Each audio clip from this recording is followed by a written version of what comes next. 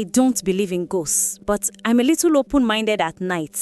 That's one of the most relatable quotes I've ever read. Some people who have it in them to go searching for answers when the dog starts howling at night or when the wardrobe door starts creaking shut in an empty room. Not me. I like answers, but only the kind you can solve on paper. Numbers, logic, not shadows. But here I am, underneath a pedestrian bridge in mile 2, stalking Sandra. She was sitting on the floor, unbothered by the stench of sun-baked urine under the bridge. Her clothing was rough, torn, and dirty.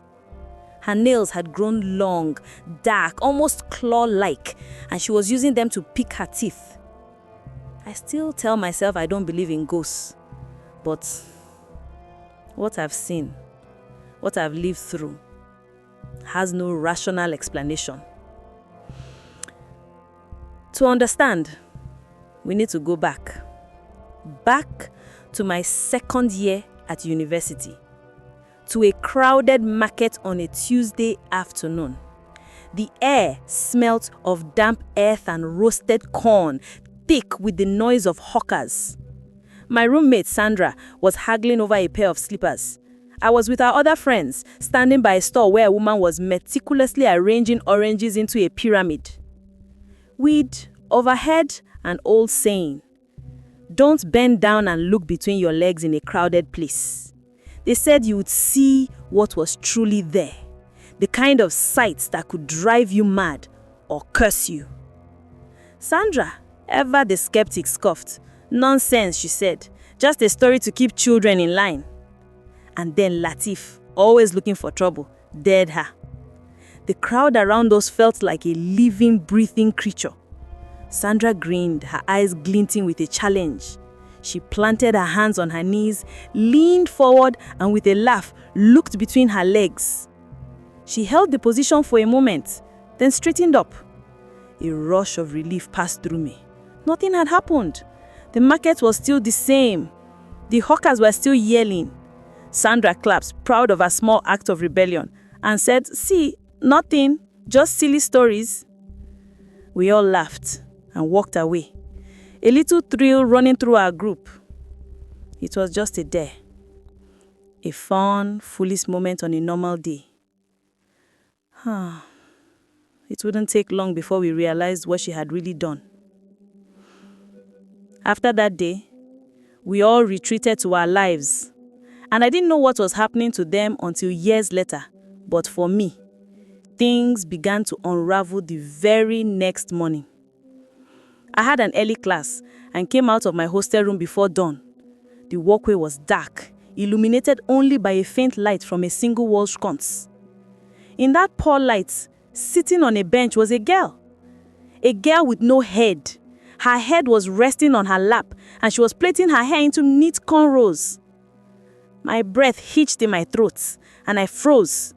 My mind, so accustomed to reason, refused to accept what my eyes were seeing. The girl continued plaiting, seemingly oblivious to my presence. My terror was so severe, I didn't dare make a sound. I backed away, my feet silent, and slipped back into my room without making a fuss. After that day, things began to change. At first, I simply could not recall my dreams anymore. I would wake up, drenched in sweat and panicked, with only a vague, terrible feeling of something happening, but I could never remember what it was. Then the sleep paralysis began. It started infrequently, a moment of being frozen in place right on the edge of sleep. But as the months went by, the paralysis came more and more frequently, holding me captive in my bed, leaving me with a crushing sense of dread. The following year, we all separated to different rooms, and we weren't as close anymore, each of us now isolated in our own realities. The years after university were supposed to be a new beginning, but for me, they were a slow descent. I graduated and got a job, but my nights were a waking nightmare of sleep paralysis. The dreams I couldn't remember felt like they were trying to break free from my mind, leaving me exhausted and hollow. My fear became a quiet, constant companion. Everyone too busy building their lives to notice. And I was too afraid to tell anyone, convinced I was going mad. I didn't know then that I wasn't the only one suffering. It was a Monday afternoon, years after graduation, when my phone rang. The name on the screen was Chioma, one of the girls who was with us that day in the market. We hadn't spoken properly since we left the hostel. She said, "Have you heard about Latif?" She skipped the pleasantries. My stomach dropped. Latif, the boy who had dead Sandra, had died. His family is calling it an accident, Chioma said with a whisper. But I know different. His mother said his last days were a living hell. He started losing his vision. Not going blind though. She said it was like his central vision went first, leaving a black hole in the middle of his sight. He could only see things from the corners of his eyes. He said he was being tormented by things lurking just out of his direct view. Things he could only glimpse in his peripheral vision. He was obsessed with turning his head fast enough to finally see them. The official report said he fell, but his mom found him with his hands over his eyes, screaming he finally saw it. A cold, creeping dread spread through me. I said it in a whisper. "It's the curse, Chioma." "I know." A sob escaped her. She said, "My life is a mess. Every good thing just falls apart. Relationships, jobs, they all end in a disaster. I can't look at the mirror because my face is not what stares back at me." I told her about my sleep paralysis and the nightmares I couldn't remember. We were all broken, each in our own way. But then a terrifying thought came to my mind.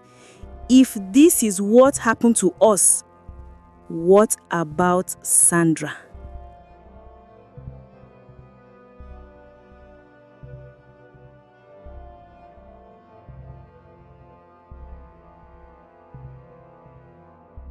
The sleep paralysis was nothing new, but for the first time in years, something different happened. It was a lucid dream. I was standing in the university market, only this time the world was a canvas. I wanted a plate of fried yams and eggs, and with a thought, a vendor's table appeared before me. I made the sun turn green just to prove that I could. A thrill coursed through me, a sense of power I hadn't felt since before the course. For the first time, I was in control. But then, the colors of the market began to bleed. The green sun turned to a sickly gray. The noise of the crowd warped into a cacophony of distorted whispers.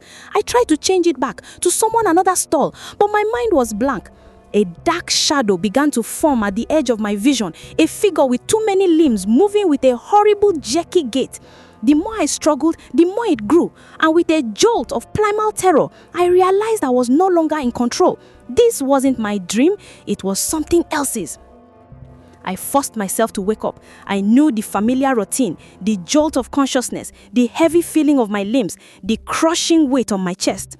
I opened my eyes, expecting the safety of my dark room, but a new terror replaced the old. My room was the same, but my body wouldn't respond. I was a prisoner in my own skin, frozen in the cold grip of sleep paralysis. My eyes darted around the room, and again, from the corner of my vision, where the shadows were the darkest, I saw a figure standing by the foot of the bed.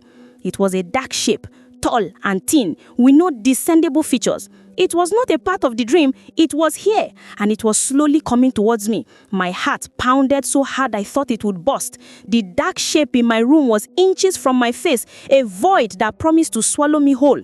I screamed, but no sound came out. I tried to thrash, but my body was a cage. The pressure on my chest became unbearable. Just as the figure's cold emptiness seemed to touch my skin, I woke up with a gasp, my body convulsing, the sheets twisted around me. The figure was gone, but the dread it left behind was real. This was no nightmare. The curse was getting closer. After Chioma and I spoke on the phone, a horrible truth settled over us. We weren't just cursed, we were witnesses to a terrible thing. And the worst part was that we didn't know the full story. If Latif's curse was being haunted by something in his peripheral vision, Chioma's was her disastrous luck, and mine was the sleep paralysis, What had happened to Sandra?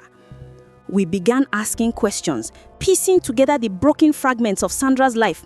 We found out that her problems had begun the same year as ours.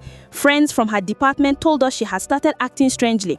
She would stare at people in the lecture hall, her eyes wide with terror, then run out of the room. She would scream about the real faces she was seeing, the ones that flickered beneath her classmates' skin. She couldn't distinguish between her visions and reality. Sandra's grades plummeted, and a year after the day, she dropped out. No one had heard from her since. But with a few more calls, we found out a terrifying truth. She had been seen wandering the streets like a madwoman, her body covered in strange boils and her nails blackened and twisted. That was how I found myself in mile 2 with Chioma in her car, heavy with the scent of antiseptic and anxiety. The sun was going down and the traffic was a nightmare. The familiar chaos of mile 2 surrounded us, the sound of hawkers and blaring horns. My stomach was in knots and Chioma's knuckles were pale on the steering wheel. We had come looking for answers, but watching her now, neither of us had it in us to approach. Not her, not that thing. She didn't even look like the Sandra we knew. The laugh in her eyes, the life in her skin, all of it was gone. Sandra was gone.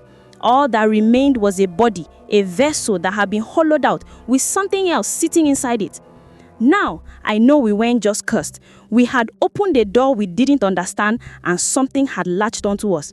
It stole my dreams and haunted my nights. It looked in Latif's periphery vision and it ruined Choma's luck so completely that she couldn't look at her own reflection for fear of the stranger staring back. And for Sandra, it took everything, tearing her mind apart before taking over the body that was left behind. I don't believe in ghosts, but I'm a little open-minded now.